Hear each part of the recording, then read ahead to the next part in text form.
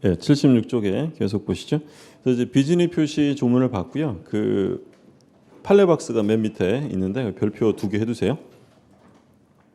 중요한 판례인데 비진위에 있어서 진이란 특정한 내용의 의사 표시를 하고자 하는 표의자의 생각을 말하는 것이지 표의자가 진정으로 마음속에서 바라는 사항을 뜻하는 것은 아니라고 할 것이므로, 그러니까 비진위에서 진의의 개념이 설명되고 있는데, 그러니까 진이라는 것은 원하는 것, 바라는 것을 의미하는 것이 아니라 어떤 특정한 의사 표시를 하고자 할 생각, 이것을 진이라고 부릅니다. 그러니까 단순한 예를 들면 어떤 사람이 그 협박을 당해서 재산을 증여를 합니다. 그러면 이 사람이 진짜로 재산을 주고 싶은 마음은 없어요.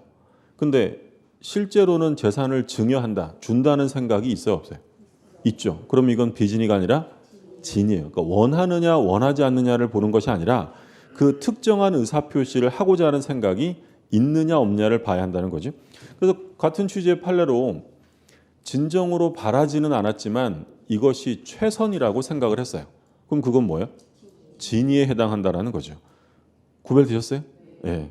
요거 맞히시면 다 이해한 거예요? 어떤 회사에서 사장님이 직원들한테 일괄적으로 사직서를 제출하라고 얘기를 합니다. 왜 그래요? 그랬더니 사장님이 걱정하지 말고 사직서 내면 그걸로 이제 퇴직금 변칙 처리하고 재입사 방식으로 계속 근무하게 되는 거니까 걱정 말고 사직서를 내래요. 그래서 그런갑다 하고 사직서를 냅니다. 그러면 이 직원들이 사직서를 낸 것은 진이에요, 비진이에요? 그러니까 지금 원하느냐는 전혀 생각하는 거 아니고 얘가 사직서를 낼 때 그만둔다는 생각이에요, 아니에요?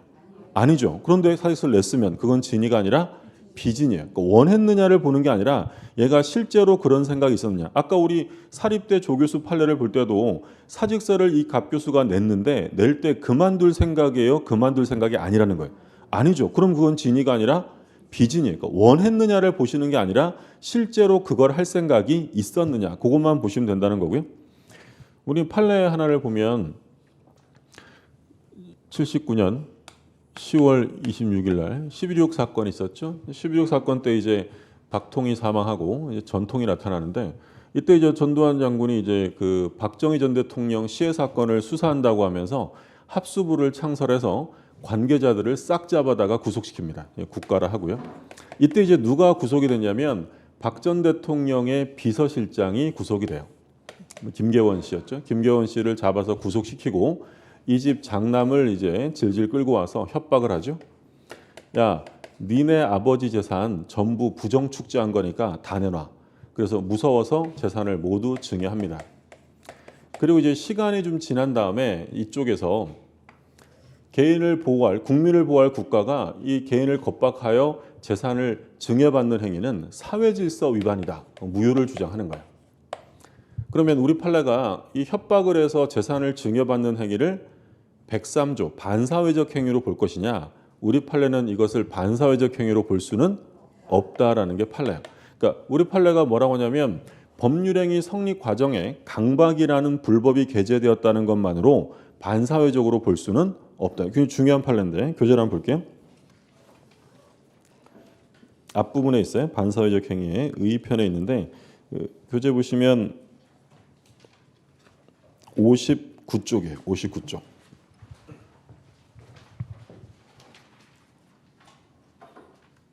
59쪽에 괄호 1번 의의 셋째 줄이에요. 의의 셋째 줄에 다만, 이렇게 가운데 분에 다만이라고 시작하는데 거기 별표하고 줄 그어두세요. 법률행위 성립 과정에 강박이라는 불법적 방법이 사용된 데 불과한 때에는 강박에 의한 의사표시 하자나 의사의 흠결을 이유로 효력을 논의할 수 있을지언정 반사회 질서 법률행위로서 무효라고 할 수는 없다. 그러니까 아까 우리가 뭘 봤냐면 비진이 통정 착오 사기 강박이잖아요.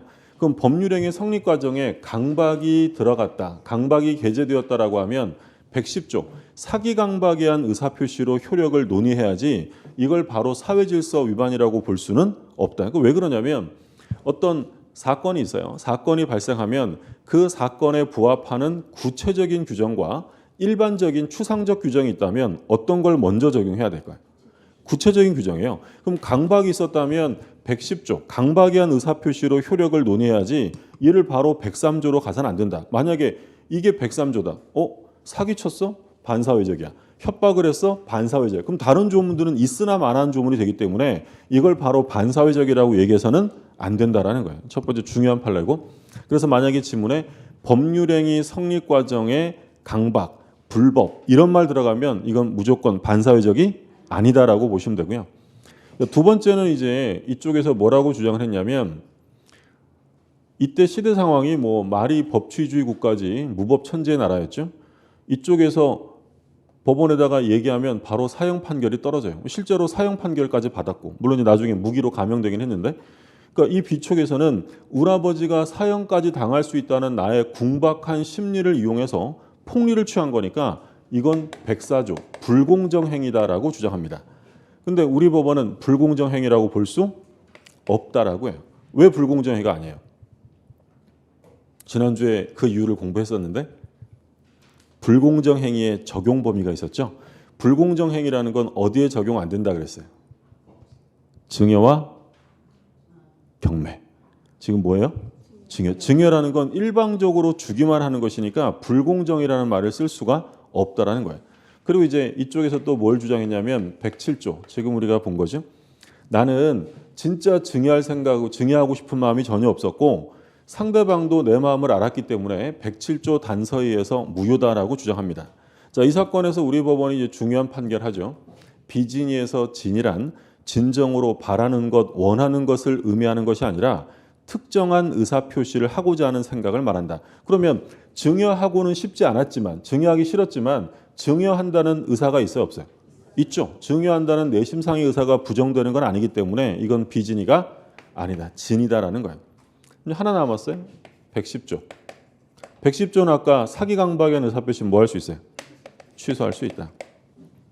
근데 위에 세 개 103, 104, 107조 단서는 걸리면 무효예요. 무효. 근데 무효와 취소의 다른 점 중에 뭐가 있냐면 무효는 한 번 무효는 영원한 무효예요. 그러니까 시간이 아무리 흘러도 무효는 무효일 뿐이에요. 근데 취소는 좀 달라요. 취소는 일정 기간 안에 취소하지 않으면 취소권은 소멸합니다. 이게 우리 뭐라고 불렀던 거냐면 제척기간. 우리 처음 하시는 분들은 취소편에 가면 공부할 거야. 우리 이제 입문과정 할 때 봤죠? 제척기간. 법률행위한 날로부터 얼마까지? 10년. 10년 안에 취소 안 하면 이제 취소권이 없어지는 거예요. 79년 사건이니까 취소할 수 없다라는 거죠. 그렇죠? 이게 결론이에요. 그럼 결국엔 받아온 거예요? 못 받은 거예요? 못 받았죠. 너무 뭐 마음 상해하지 마시고 잘 사시니까 걱정하지 마시고 우리는 수험상으로 이걸 잘 봐야 돼요. 첫 번째, 법률행위 성립 과정에 강박이 게재되었다 하더라도 반사회적으로 볼 수는 없다. 그리고 일방적으로 기부하는 증여 이런 건 불공정이라고 할 수 없는 거고요. 그리고 비진의 단서에서 나오는 비진의에서 말하는 진이란 진정으로 바라는 것이 아니라 특정한 의사표시를 하고자 하는 생각이고 취소권은 영원히 행사하는 게 아니라 일정 기간이 지나면 소멸하게 된다라는 거죠. 그러니까 이런 취재 판례는 뭐 비단 이 사건뿐만 아니라 뭐 예전에 있었던 50 때 그 국제그룹 강제 해체 사건 있었잖아요. 기억나세요? 저도 기억 안 나요. 나중에 책에서 본 거지. 그때 이제 그 스펙스 만들던 회사인데 그 재무부 장관이 국제그룹을 강제로 날려버렸는데 이 사건에서도 똑같이 판시가 나와요.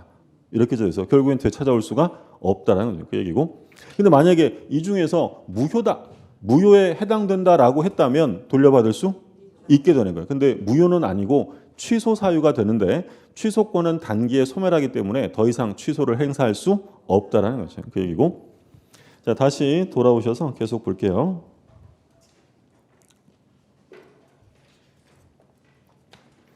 자, 77쪽에 지금 보고 있던 중이었고요. 77쪽에 그럼 요건 보세요. 요건 괄호 1번에 의사 표시가 있을 것. 괄호 2번에 의사와 표시의 불일치.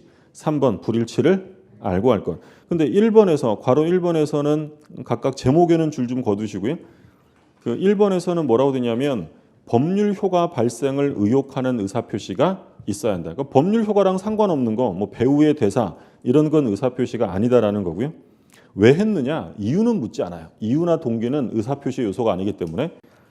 그 다음에 2번에 불일치해야 한다는 것에 판례 박스가 있는데 이 판례는 통정 호의 표시가 하면 비교 판례로 나올 거야. 그때 비교 판례로 나오니까 지금 여기서는 안 보셔도 되고 3번 불일치를 알고 해야 되고요.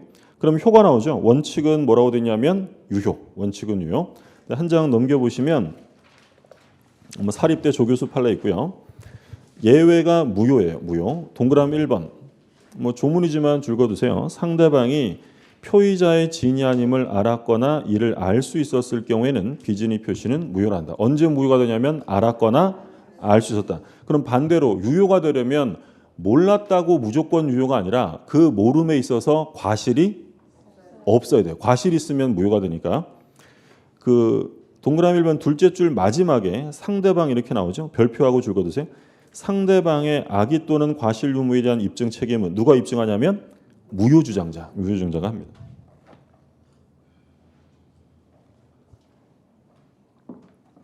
그래서 밑에 체크 플러스는 아까 용어 바꾼 거 다시 한번 나왔죠.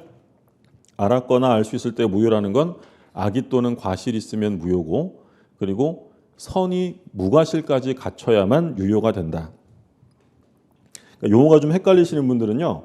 거기 체크 플러스에 알 수 있었을 때, 알았거나 알 수 있었을 때 있죠. 알 수 있었을 때 줄거두시고 거기다 하나가 적어두세요. 알 수 있었다는 건 뭐냐면 과실로 알지 못했다는 거야. 알 수 있었다는 것은 과실로 알지 못하는 것을 의미합니다. 그래서 우리 지문으로 만들 때 알 수 있었다라고 그냥 표현하는 경우도 있는데 그렇게 하지 않고 과실로 알지 못했다 이렇게 표현할 때도 있어요. 똑같은 말이고. 동그라미 2번은 지금 보실 필요 없고요. 오른쪽에 지금 보실 필요 없다 그랬어요. 거버리고 이러지 마세요. 심화과정 가면 그때 한번 볼 거고. 그 다음에 제3자에 대한 관계라고 되어 있고 선의 제3자 보호한다고 했죠. 동그라미 2번에 줄거두세요. 첫째 줄 마지막에 줄거두세요. 별표 하나 하시고 과실의 유무는 묻지 않는다. 그러니까 제3자는 선의면 보호돼요. 무과실까지 필요 없고. 그리고 셋째 줄에 줄거두세요. 제3자의 선의는 추정되므로 제3자가 악이라는 사실의 주장 입증 책임은 무효주장자가 부담한다. 선의는 추정된다라는 점. 그 다음에 이제 적용범인데요. 적용범위는 아까 다 보셨어요. 가족법상 이런 거 적용 안 되는데 그 하나 좀 조심하실 점은 그 둘째 줄 마지막에 둘째 줄 가운데 상대방 없는 단독 행위에도 적용된다. 그러니까 비진이는 혼자 하는 거니까 상대방이 없어도 돼요. 그리고 다만 상대방 없는 의사표시의 경우에는 동조이랑 단서는 적용될 여지가 없으므로 언제나 유효다. 상대방이 알았거나 알 수 있었어야 무효가 되는데 상대방이 없으면 효력은 뭐라고요? 언제나 유효다라는 점. 나머지 것들 확인 차원에서 한번 보시고 다음 페이지에 4번에 공법행위 있는데 거긴 별표 하나 해주세요. 공법행위 적용 안 된다고 했죠. 그 판례 제목을 한번 볼게요. 판례 제목에 공무원이 사직의 의사표시를 하여 의원 면직된 경우 그 사직의 의사표시에 민법제 107조가 준용되는지 여부. 소극. 준용 안 된다는 거죠. 왜 준용 안 되는 거예요? 공무원이니까. 그래서 파란 글씨에 뭐라고 돼 있어요? 사인의 공법행위에는 준용되지 않는다. 그러니까 공법행위는 표시하면 무조건 유효가 되는 것이지 이런 규정들을 적용하지 않는다라는 거죠. 우리 기출문제 한번 볼게요. 진이 아닌 의사표시에서 틀린 것인데 1번 진이란 특정한 내용의 의사표시를 하고자 하는 표의자의 생각을 말하는 것이지 표의자가 진정으로 마음속에서 바라는 사항을 뜻하는 것은 아니다. 그러니까 원하는 걸 보는 게 아니라 특정의 의사표시를 할 생각. 2번 상대방이 표의자의 진이 아님을 알았을 경우 표의자는 진이 아닌 의사표시를 취소할 수 있다. 뜬금없이 취소란 말이 나왔어요. 틀렸죠. 아까 비진이와 통정은 취소란 말로 하면 안 된다고 그랬어요. 유무효에 관한 문제고 취소는 언제 나오는 거예요? 착오하고 사기강박. 거기서 취소죠. 답은 2번이고 3번 대리 행위에 있어서 진이 아닌 의사표시인지 여부는 대리인을 표준으로 결정한다. 이건 대리 파트 가서 공부할 거예요. 전부 다 누가 기준이냐면 대리인 기준이에요. 근데 우리 지난주에 본인 기준 하나 있었어요. 불공정 행위에서 궁박. 궁박은 본인 기준이라고 했고 그거 나중에 가면 다시 한번 또 볼 거고요. 4번 진이 아닌 의사표시에 효력이 없는 경우, 무효인 경우죠. 법률행위 당사자는 진이 아닌 의사표시를 기초로 새로운 이해관계를 맺은 선의의 제3자에게 대항하지 못한다. 그러니까 줄여서 말하면 비준이 무효를 가지고 선의의 제3자에게 대항할 수 없다. 보호한다는 거죠. 5번. 진이 아닌 의사표시는 상대방과 통정이 없다는 점에서 통정허위 표시와 구별된다. 비진이와 통정의 차이점은 하나예요. 혼자 있느냐, 짜고 있느냐 그 얘기고. 자, 비진이 봤고요. 자, 오른쪽에 통정허위 표시 볼게요. 108조 제1항. 상대방과 통정한 허위의 의사표시는 무효로 한다. 통정허위 표시는 무효 규정이고요. 2항. 전항의 의사표시의 무효는 선의의 제3자에게 대항하지 못한다. 그러니까 역시 공통규정. 선의의 제3자를 보호합니다. 자, 요건을 볼게요. 요건 동그라미 1번 의사표시가 있을 것, 2번 의사와 표시의 불일치, 3번 알고 할 것, 4번이 이제 통정과 비진의 차이점이에요. 상대방과 통정, 합의할 것. 옆에다 하나 적어두세요. 인식 X예요. 인식 가지고 안 돼요. 인식 X고 인식이 아니라 어느 정도까지 가야 돼요? 통정, 합의, 양해 이 정도까지 가야 되는 것이지 인식했다고 되는 건 아니고. 그 다음에 5번 왜 했느냐? 이유나 동기는 묻지 않습니다. 그건 요소가 아니기 때문에 뭐 남을 속일 목적이 반드시 있어야 될 필요도 없다라는 거죠.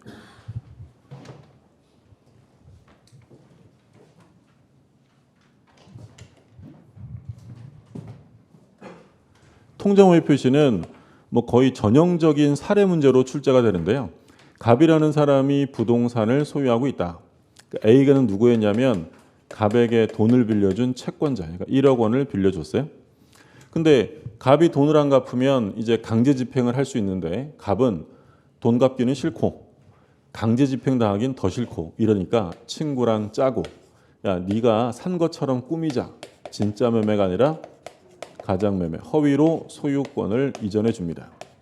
그러면 갑은 실제로 소유권을 넘겨줄 의사가 없으면서 이전에 표시를 했죠. 의사와 표시가 일치하지 않고요. 그리고 혼자 한 게 아니라 을과 짜고 했다면 이건 무효다라고 규정을 합니다. 그러면 여기서 이제 첫 번째로 보실 점은 뭐냐면 둘이 짜고 허위의 매매를 했다면 이 가장매매 자체가 반사회성을 띠는 불법에 해당하느냐. 우리 지난주에 반사회적 행위냐 아니냐 판례들 많이 봤잖아요. 그럼 강제 집행을 면할 목적으로 이런 짓을 했대요. 강제 집행을 면할 목적 이런 말 들어가면 반사회적이 아니에요. 아니에요. 그럼 이건 불법이 아니죠. 그럼 사회질서 위반이 아니니까 746조인 불법원인급여도 적용되지 않아요. 그러니까 이게 어떤 의미냐면 만약에 이 행위가 반사회적 무효면 부당이득 반환의 원칙에 대한 특별 규정으로 불법원인급여가 적용돼요. 그럼 돌려받을 수 있어요? 없어요? 없죠. 우리 뭐 봤어요? 대표적인 게 첩계약. 첩계약으로 부동산을 넘겨주면 사회질서 위반이잖아요. 그럼 돌려받을 수 없다. 이때 돌려받을 수 없는 이유는 뭐가 적용되기 때문에? 불법이. 근데 이 가장매매 자체가 불법은 아니기 때문에 그렇다면 결론은 소유권이 을에게 귀속되어 갑이 돌려받는 거예요. 돌려받는 거예요. 사회질서 위반이 아니니까 소유권은 여전히 갑에게 있다. 첫 번째 보신 거예요. 가장매매 자체가 불법에 해당하지는 않는다라는 거고요. 자, 그다음에 두 번째. 그러면 이 채권자가 야 너희들의 이중매매는 나의 채권을 침해하는 것이야라고 하면서 이 가장매매에 대한 채권자 취소권을 행사할 수 있느냐. 자, 우리가 채권자 취소권이 지난주에 한번 나왔어요. 언제 나왔어요? 이중매매할 때. 그럼 이중매매의 경우에 등기 청구권을 가지고 채권자 취소권을 행사할 수 있느냐? 할 수 없다라고 했어요. 근데 여기서는 채권자 취소권의 행사 대상이 될 수 있다라는 거예요. 지난주에도 말씀드린 것처럼 채권자 취소권은 우리 시험 범위가 아니에요. 그래서 구체적인 요건 이런 건 다 필요 없고요. 되냐 안 되냐만 기억하시면 돼요. 근데 우리 시험에서 되냐 안 되냐를 물어볼 수 있는 게 딱 2번 나와요. 다 나왔어요. 지난주에 뭐 나왔어요? 이중매매. 그럼 이중매매의 경우에는 뭐라고 꼬드겨도 채권자 취소권 대상이 될 수 없는 거고요. 근데 통정허위 표시에서는 채권자 취소권의 대상이 될 수 있다라고 나와요. 2번 나와요. 이중매매는 안 되는 걸로 나오고 통정허위 표시에서는 되는 걸로 나오고. 자, 이게 당사자 간의 문제인데 근데 요 을이 이거를 병한테 팔아요. 자, 그러면 이 병은 권리자에게 산 거예요? 무권리자에게 산 거예요? 이게 소유자 아니잖아요. 소유권은 누구한테 있다고요? 갑에게. 그러면 얘는 무권리자에게 산 것이기 때문에 원칙은 권리를 취득할 수가 없어요. 근데 얘가 만일에 선이었다면 소유권을 취득할 수 있다. 그럼 이때 얘가 선의인 경우에 소유권을 취득하는 이유는 의뢰 등기를 믿었기 때문이 아니고요. 뭐 때문에? 법률 규정 108조 2항 때문에 권리를 취득해요. 근데 만약에 이 병이 선의이긴 한데요. 부주의했어요. 과실이 있다. 선의인데 과실이 있대요. 보호돼야 안 돼요? 보호된다라고 했죠. 제3자는 선의면 되지 무과실까지 갖출 필요는 없고요. 그리고 선의는 전부 추정되기 때문에 얘가 스스로 입증할 것이 아니라 갑이 병의 악의를 입증하지 못하면 소유권을 가져올 수가 없다라는 거예요. 아까 나왔던 비진이랑 똑같은 거죠. 그 다음에 선의의 병이 정한테 팔았어요. 근데 이 정은 이 통정호의 표시로 인한 것임을 이미 다 알고 있었어요. 정은 권리를 취득할 수 있어요? 없어요? 있죠. 왜 할 수 있냐면 앞사람이 뭐예요? 앞사람이 선이라면 얘가 이미 권리를 취득했기 때문에 권리자에게 산 사람은 선악불문하고 무조건 취득이에요. 그러니까 소위 이제 이런 걸 학설상 엄폐물 이론이라는 말을 쓰는데 그게 무슨 얘기냐면 이 가장매매로서 이 무효인 사악한 기운을 이 병이 다 막아버린 거예요. 그러니까 막아버리니까 권리가 깨끗해졌다는 거죠. 그래서 뒷사람은 당연히 취득한다라는 거고요. 그럼 만약에 반대로 이 병이 선의가 아니라 악이에요. 악이. 그럼 병이 악이라면 얘는 권리를 취득할 수 있어요? 없어요? 없죠. 누구만 보호하니까. 선의. 그래서 이제 간단한 질문으로 이렇게 물어봐요. 갑은 악의의 병에게 직접 등기의 말소를 청구할 수 있다. 갑은 악의의 병에게 직접 등기의 말소를 청구할 수 있다 이러면 맞는 질문이겠죠. 맞는 질문. 그러니까 여기서 이제 조심하셔야 되는 게 대위해야 되는 거 아니냐 이렇게 생각하실 수 있는데, 그러니까 우리가 이제 대위권을 많이 듣다 보니까 이 채권자 대위라는 게 자꾸 입에 배가지고요. 이게 틀렸다고 생각할 수 있는데 대위는 왜 하죠? 그렇죠. 채권의 상대성 때문이요. 채권자는 물권과 다르게 자기 상대방에게만 주장해야 되니까 대위하는 건데, 근데 얘는 채권자예요, 소유자예요?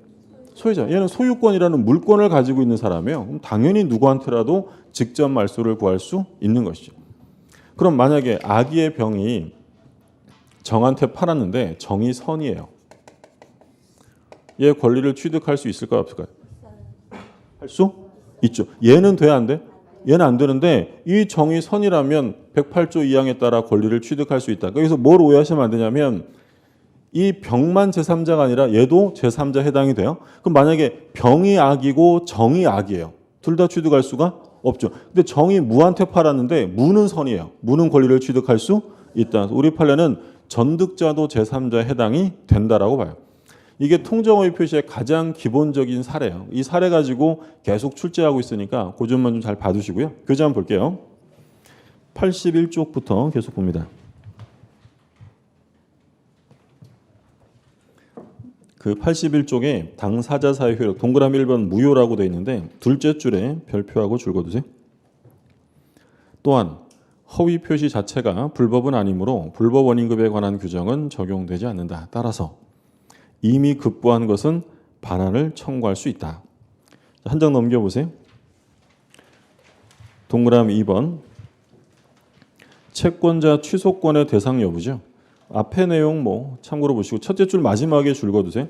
채권자 취소권의 대상이 될 수 있다. 그러니까 이중매매에서는 취소권 대상 안 된다고 했는데 통정호의 표시는 대상이 될 수 있다라는 것이 판례 입장이고요. 그 다음에 이제 밑에 제3자에 대한 효력 나오는데 뭐 역시 선의 제3자 보호합니다. 자, 83쪽 한번 볼게요. 83쪽에 동그라미 1번 선의 둘째 줄에 줄 그어두세요. 제3자의 선악에 대한 입증 책임은 악의를 주장하는 자가 입증해야 한다. 똑같은 내용 다시 한번 나왔고요.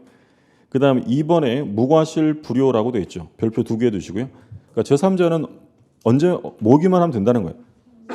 선이면. 그래서 뭐라고 되냐면 민법 제108조 2항에 규정된 통정 허위 표시에 있어서의 제3자는 그 선의 여부가 문제이지 이에 관한 과실 유무를 따질 것이 아니다. 그러니까 선의 무과실까지 갖출 필요는 없다는 거고요. 그 다음에 3번에 보면 제3자의 범위인데 첫째 줄에 뭐라고 되냐면 제3자라 함은 기억에 일단 누구를 뺍니까? 당사자랑 포괄 승계. 상속인은 제3자 아니라고 했죠. 당사자와 포괄 승계인 이외자 중에서 허위 표시 행위를 기초로 하여 별개 법률 원인에 의하여 새로운 법률상 이해관계를 맺은 자를 말한다.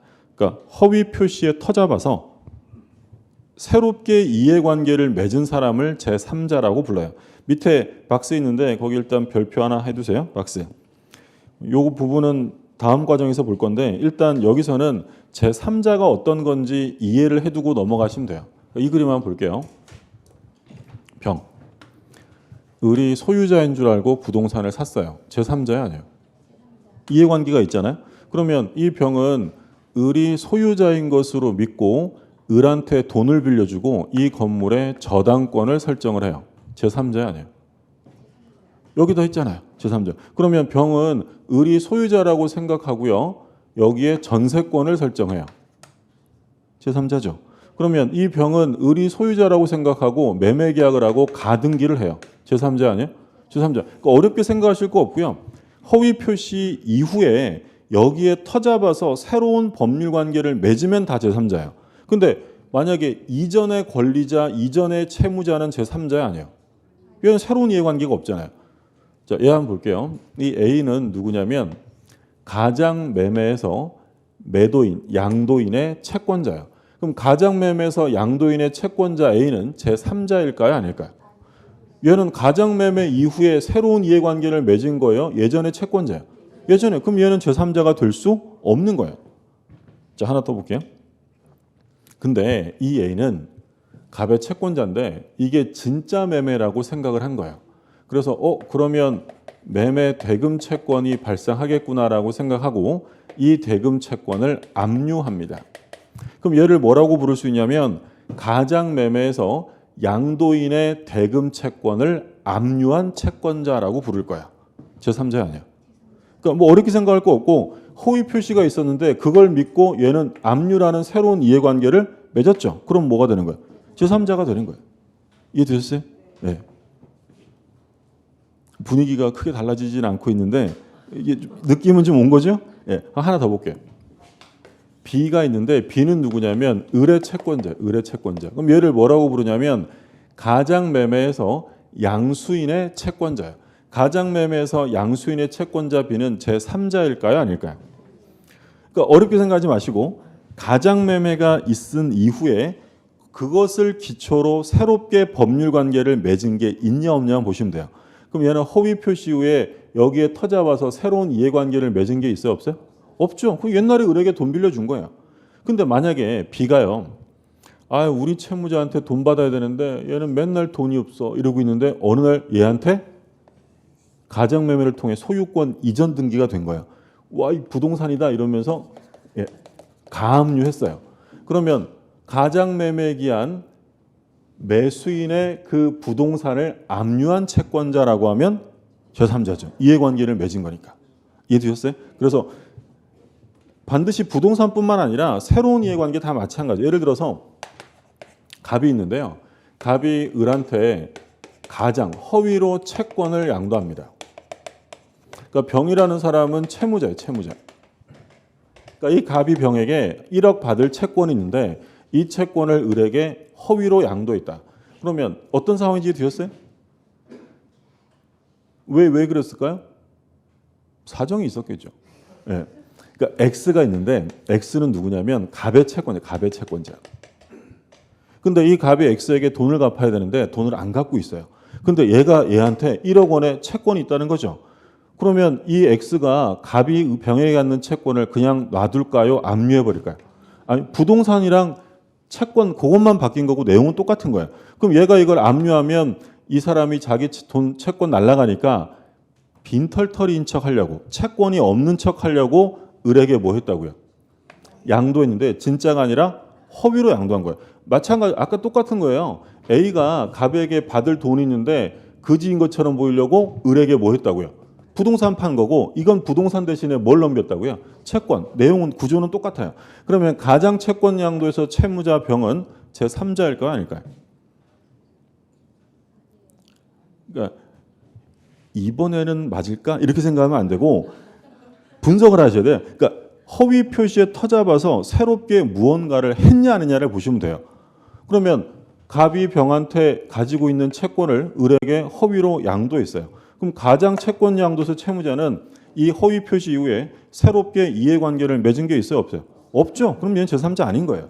얘는 채권자가 확정되면 돈 갚으면 되는 거지 보호할 문제가 아니라는 거예요. 그런데 가짜로 넘어갔는데 병은 통지를 받고 진짜 을에게 넘어간 줄 알았어요. 그럼 나는 이제 을에게 돈 갚으면 되네 라고 생각하고 이 을에게 변제를 합니다. 자, 이해관계 있어요, 없어요? 있죠. 믿고 이해관계 맺은 거예요. 그럼 이 갑이 와가지고 야, 너 그 을한테 갚았다며? 그거 가짜야. 나한테 또 갚아야 됩니다. 그럼 병은 또 갚아요? 갚을 필요 없어요? 보호해줘야 될 거 아니에요? 그럼 이렇게 변제했다 이런 말이 나오지 않는 한 단순한 채권 양도의 채무자는 제3자가 될 수 없다는 거예요. 그러니까 새로운 이해관계가 있냐 없냐를 맺으면 되고요. 보시면 되고. 자, 그런 내용들이 나와 있고.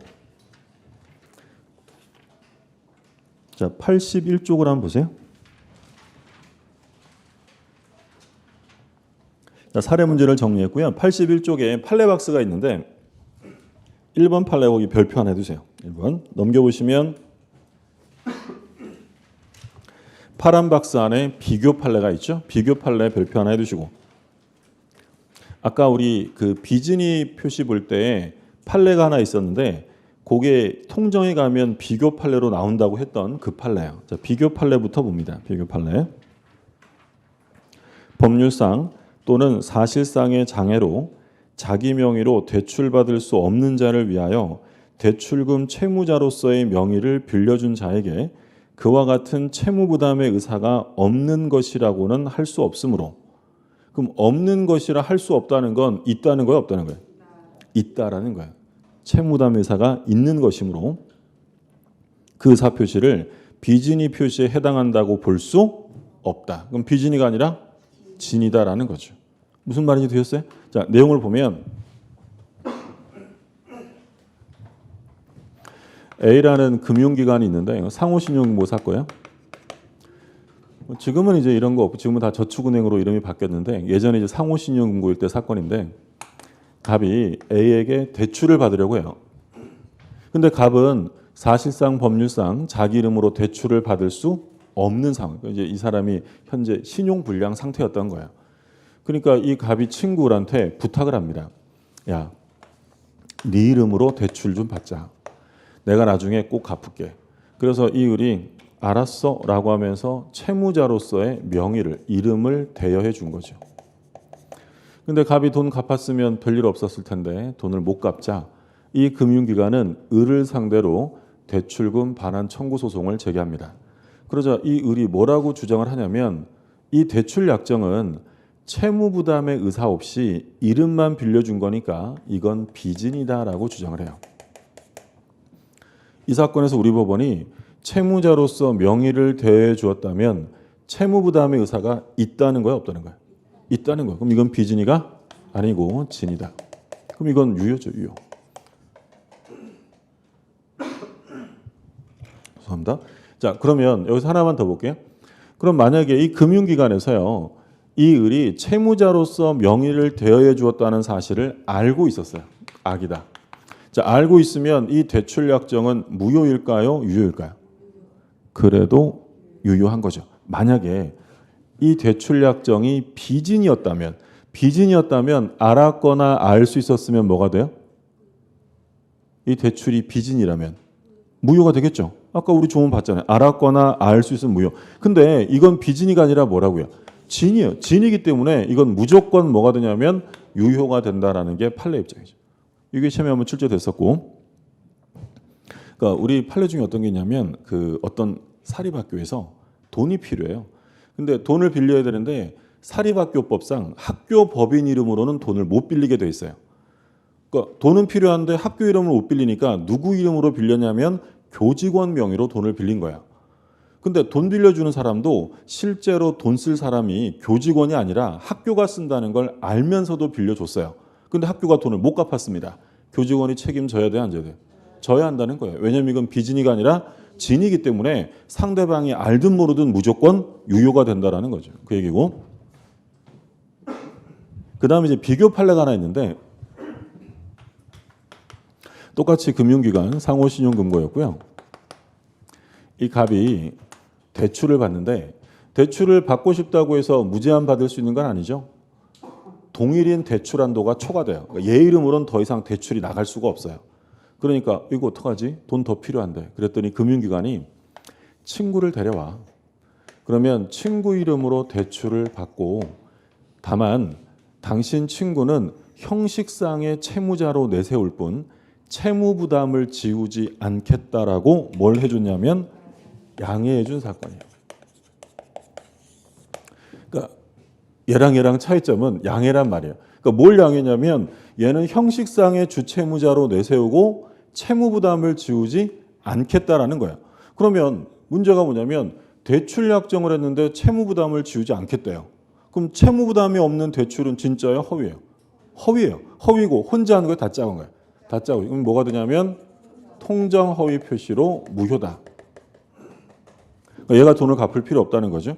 그래서 이 사건과 이 사건이 비교돼야 되는데 양해란 말이 없어요. 양해란 말이 없으면 그건 무조건 뭐라고요?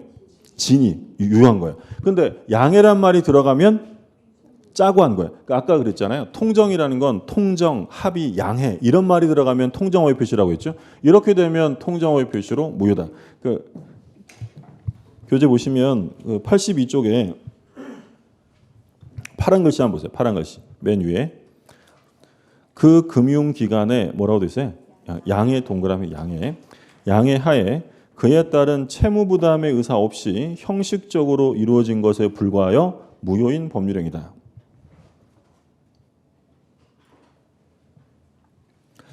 (2번은) 뭐 안 보셔도 되고요. (3번은) 나중에 주임법 가면 뭐 당연히 알 내용이니까 그때 보시면 되겠고요.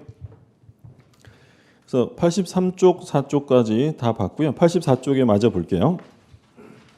적용범위 아까 뭐 상대방 있는 행위 단독 행위까지 적용된다고 했고 그다음에 허위 표시와 구별 개념에서 1번의 은닉행위, 2번 신탁행위인데 은닉행위에 별표 하나 해두시고요. 신탁행위는 보실 필요 없어요.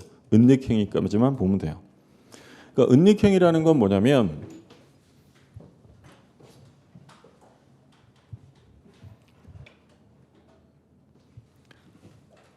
자, 갑이요. 부동산을 하나 소유하고 있는데 이걸 을에게 증여하려고요. 증여. 근데 증여를 하면 증여세가 많이 나가잖아요. 그래서 세금을 줄이려고 매매로 위장하여 등기를 이전해 줍니다. 그러니까 지금 실제로는 증여를 하는데 등기부에는 등기 원인이 뭐라고 기록되어 있다는 거예요? 매매라고 됐다는 거예요. 그러면 이 사례에서 가장 먼저 물어보는 건 등기의 효력입니다. 이 등기는 유효해요? 무효해요? 등기가 유효하려면 뭐가 있으면 된다고요?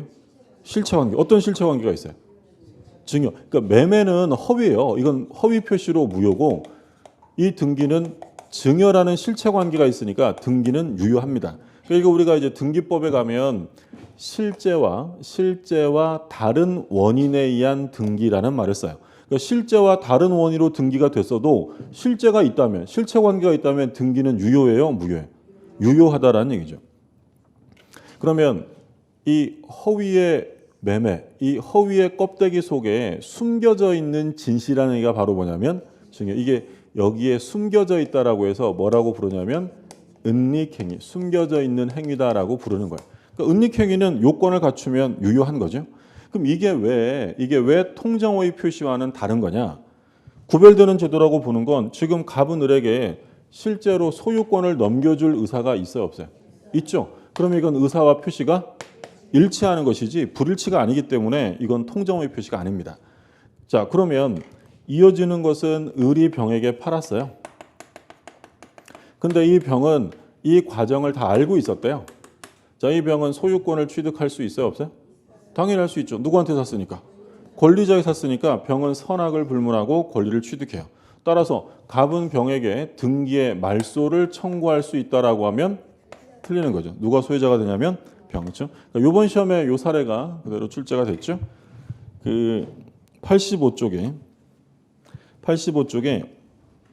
문제를 보시면 그 오타가 있어요. 오타가 니은에 보시면 니은에 갑과 을 사이 증여계약은 무효이다라고 되어 있는데 무효가 아니라 유효이다로 좀 수정 좀 해주세요. 85쪽에 그 박스 안에 니은의 마지막에 무효이다가 아니라 유효이다로 좀 수정 좀 해주십시오. 공부하시는데 불편을 드려 죄송합니다. 유효다로 좀 수정해 주시고요. 자, 그럼 문제를 볼게요. 갑은 자신의 X 토지를 을에게 증여하고 세금을 아끼기 위해 이를 매매로 가장하여 을 명의로 소유권 이전 등기를 마쳤다. 그 을은 X 토지를 병에게 매도하고 소유권 이전 등기를 마쳤다. 그럼 지금 누가 소유자라는 거예요? 결국엔 병이죠. 그렇죠? 그러니까 기억에 갑과 을 사이의 매매 계약은 무효이다. 자, 지금 주어진 문제가 증여를 할 생각인데 매매로 꾸며서 허위로 꾸며서 등기를 넘긴 거야. 그럼 그 매매는 유효예요, 무효예요? 무효. 허위 표시니까 무효죠. 그럼 니은의 갑과 을 사이의 증여 계약은 은닉행위로 유효죠. 유효도. 그리고 디귿에 갑은 병에게 X 토지의 등기 말소를 청구할 수 없죠. 누가 소유자가 됐으니까. 병이니까. 리을.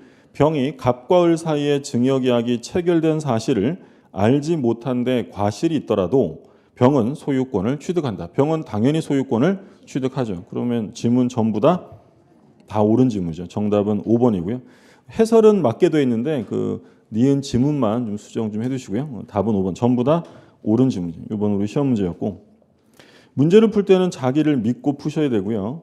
설마 다 맞을까? 이러면서 하나 빼지 이러면 안 돼요. 지금 다 옳은 지문이에요. 그 다음에 착오가 나오는데 착오는 좀 쉬었다가 보시죠.